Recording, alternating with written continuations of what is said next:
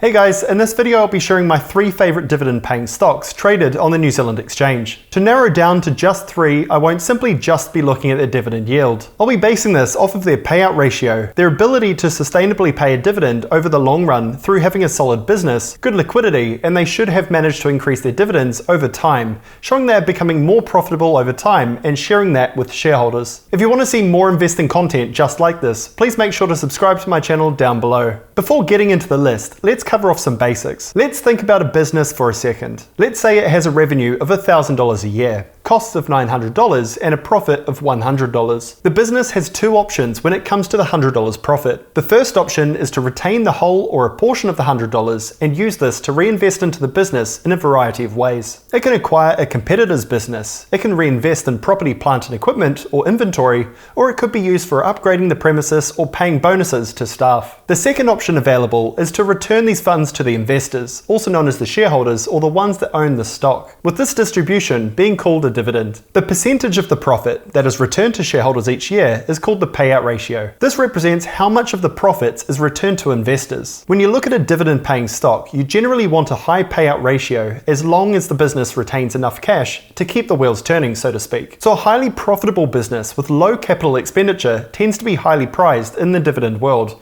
a good example of which is the Coca-Cola company. The product, of course, is very profitable. Its revenue grows year after year. It has relatively modest capital expenditure, and it has paid dividends for decades, increasing almost every year. This is what I'm looking for on the New Zealand exchange. The first sector I like, of course, is the banks. Anybody with a mortgage will agree they are making serious bank right now, and to be honest, they always have and always will. On the NZX, we have 3 banks listed, being ANZ, Westpac and Heartland. Heartland Bank pays the highest dividend of 9.29%, according to Sharesies, while Westpac and ANZ pay 6.33% and 5.99% respectively. So in terms of dividend stocks in the banking sector, Heartland comes out clearly on top. They pay dividends to investors twice a year. In 2021, they paid out 15.28 cents per share, the same in 2022, and in 2023, they paid out 15.97 cents per share. So let's dig into the business a little bit. In 2011, Heartland Bank was created through a merger of many smaller financial institutions. Each of these had their own expertise in an area of banking, such as American vehicle lending and PGG Wrightson and ag lending. Alone, they didn't have the scale to obtain a full banking license, but together they had the reach and assets to get there. Fast forward to today,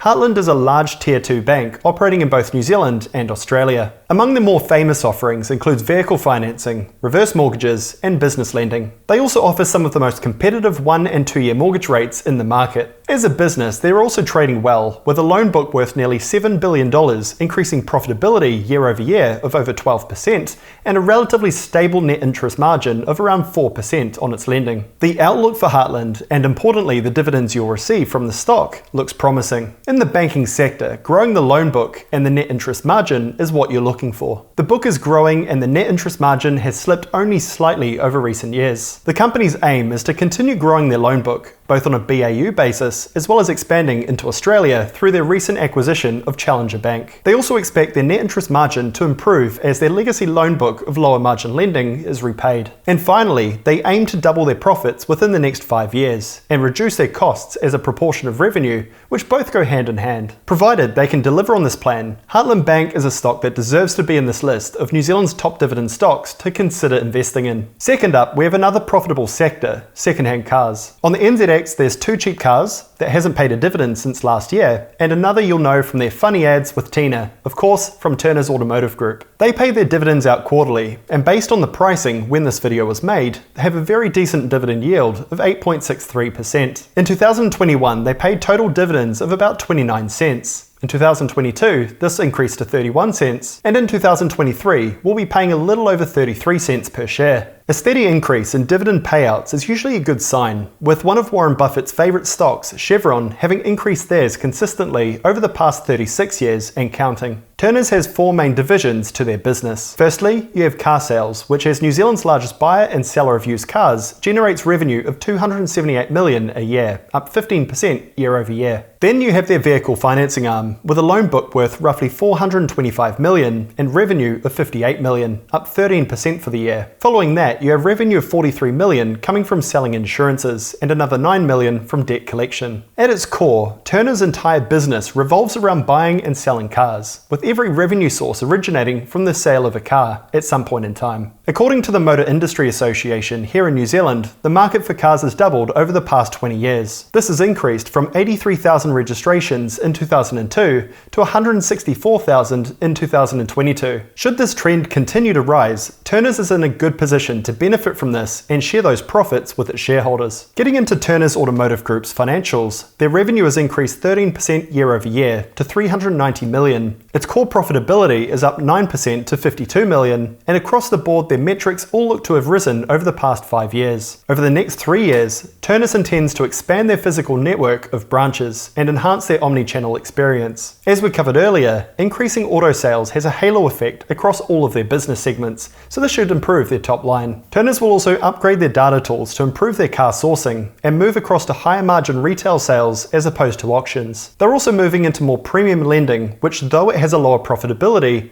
they expect will be made up for by having a smaller number of loans going bad. And finally, selling more insurance. So they are sticking to what they know and are well positioned to benefit from improving market share, higher margin auto sales, and backing New Zealand Formula One star Liam Lawson. So if you want to invest in a growing business that has stood for over 50 years in the New Zealand market, Turners Automotive is a great company to look at. The third and final company we'll be looking at has a much lower profile than the prior two companies, and that's Freightways, which sits alongside Mainfreight on the New Zealand Exchange. While Mainfreight pays a dividend yield of just 3.73%, Freightways bumps this up to 6.04%, which explains why they've made this list. Freightways itself may not be well known, but their many brands here in New Zealand and in Australia certainly are. In the courier space, they operate several brands including New Zealand Couriers, Allied Express, Post Haste, among several others. In their temperature controlled segment, which of course carries cold goods, they operate Big Chill distribution. Together, these segments make over $900 million a year, nearly 3 times the size of Turners alone. They also make a further $200 million from information management and e-commerce distribution, as well as waste renewal. 70% of their revenue is generated here in Aotearoa, while the remaining 30% comes from Australia. When it comes to dividends, Freightways is generous. In 2020, Freightways paid a dividend of 20 cents. In 2021, this increased to 46 cents. In 2022, 51 cents. And this will be repeated for 2023 as well. Increasing dividends are always a good sign. They also have a few rules around their paying of dividends. First, they will always prioritize paying down debt if it becomes too high. Currently, at 2.8 times their EBITDA,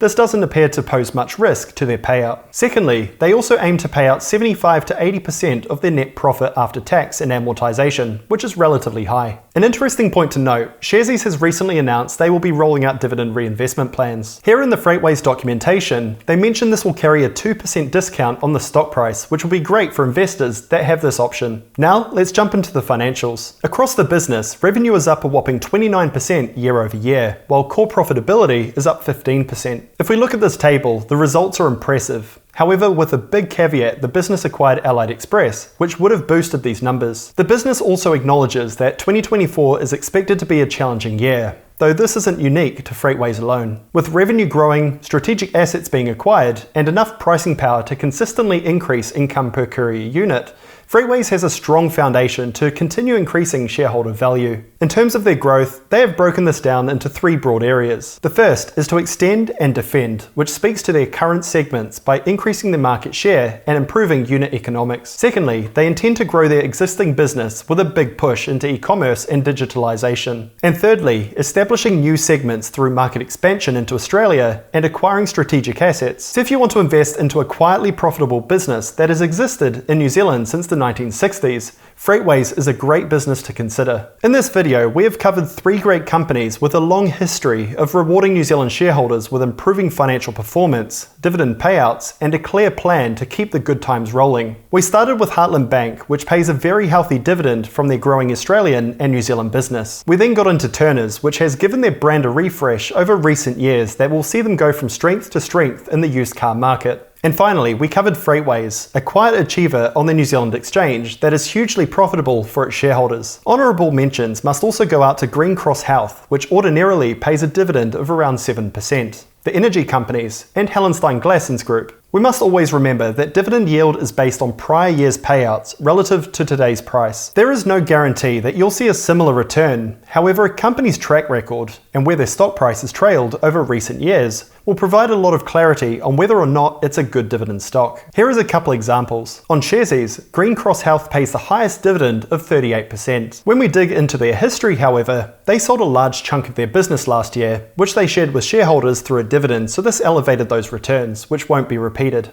Another example is the second highest, My Food Bag, paying a supposed dividend yield of 26%. The formula for dividend yield is the sum of the prior year's dividends divided by the current stock's price. The numerator is a dividend from November last year, unlikely to be paid again as the business is suffering, while the denominator is heavily subdued as the stock price has collapsed nearly 80% over the past year. These combined factors make the dividend uncertain and the yield figure misleading, so always make sure to do your own research. Dividends start with having a solid business that can and does grow profitably. I hope you enjoyed this video. If you did, please make sure to subscribe to my channel down below to see all my future content in the personal finance and investing space. Thanks for watching, and I look forward to catching you on the next one. Cheers.